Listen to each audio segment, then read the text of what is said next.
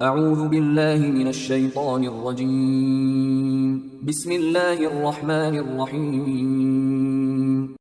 سورہ زمر آیات نمبر 64 تا 70 میں بیان کہ اس سے پہلے بھی تمام انبیاء کو یہی وحی بھیجی گئی تھی کہ اللہ کے سوا کوئی معبود نہیں، روز قیامت کسی پر ظلم نہیں کیا جائے گا، قیامت کے دن جہنم اور جنت کا ایک منظرنامہ۔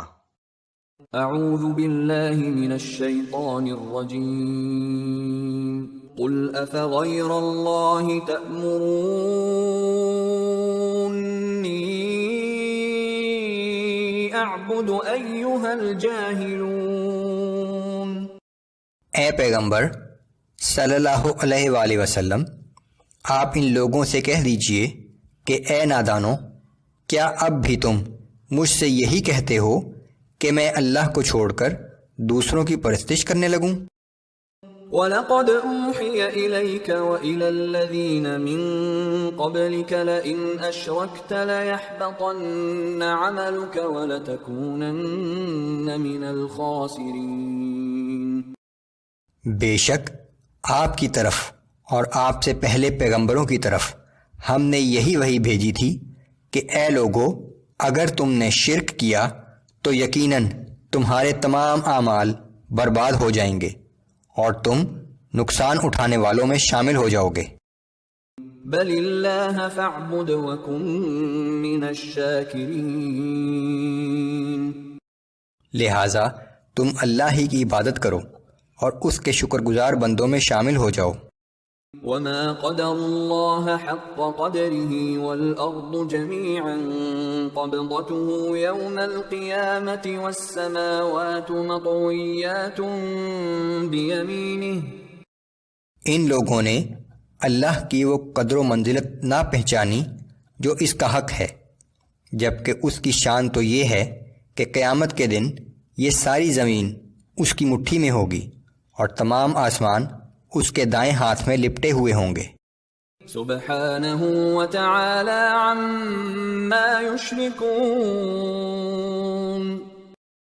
وہ ہر عیب سے پاک ہے اور ہر اس چیز سے بلند و برتر ہے جسے یہ لوگ اس کا شریک ٹھہراتے ہیں۔ وَنُفِخَ فِي الصُّورِ فَصَعِقَ مَن فِي السَّمَاوَاتِ وَمَن فِي الْأَرْضِ إِلَّا مَن شَاءَ اللَّهُ۔ اور جب سور پھونکا جائے گا تو وہ سب جو آسمانوں میں ہیں اور جو زمین میں ہیں بے ہوش ہو کر گر پڑیں گے، سوائے ان کے جنہیں اللہ چاہے گا، سوائے بعض مقرب فرشتوں کے۔ ثم نفخ فيه أخرى فإذا هم قيام ينظرون۔ پھر جب اس سور میں دوبارہ پھونکا جائے گا تو وہ سب کے سب اچانک کھڑے ہو کر ادھر ادھر دیکھنے لگیں گے، وہ بھی جو قیامت کے دن پہلے سور کے وقت ہلاک ہوئے تھے اور وہ بھی جو اپنی قبروں میں پہلے سے مدفون تھے۔ وَأَشْرَقَتِ الْأَرْضُ بِنُورِ رَبِّهَا وَوُضِعَ الْكِتَابُ وَجِيءَ بِالنَّبِيِّينَ